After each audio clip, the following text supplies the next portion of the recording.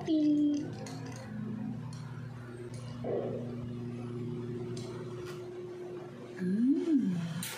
So, samahan nyo naman ako today gumawa ng iced coffee since sobrang hilig ko sa kape. Turo ko sa inyo kung paano ako gumawa ng iced coffee. Una, ito, warm water to.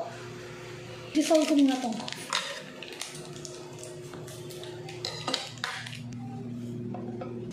Kape. Ganito ako gumawa ng kape ko.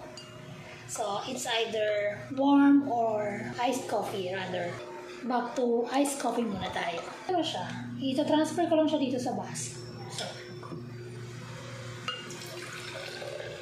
ayan. This is my... Halo-halo ko lang. Ng matunaw. And of course, mag-add ako ng konting sugar.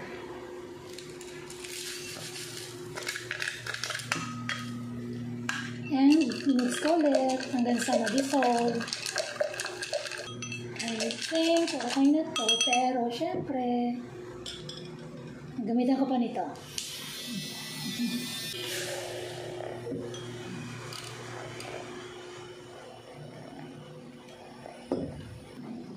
Ganito ako gumawa ng coffee ko. Iced coffee. Ayan, I think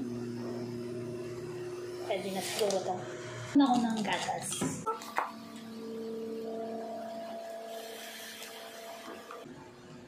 O, diba? Perfect. And, of course, lalagay ko na siya ng yellow para mas malamig.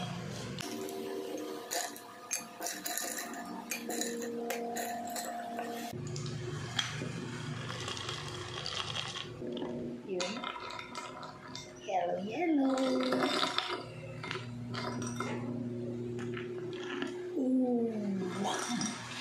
Puno na siya.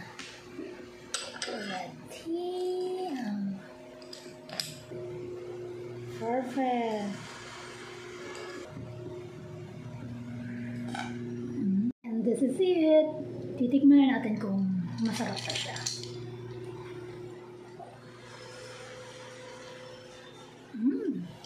Perfect. So, subukan nyo na rin ito. Sobrang dali lang gawin. Dapat pala nilagyan kang chocolate. No?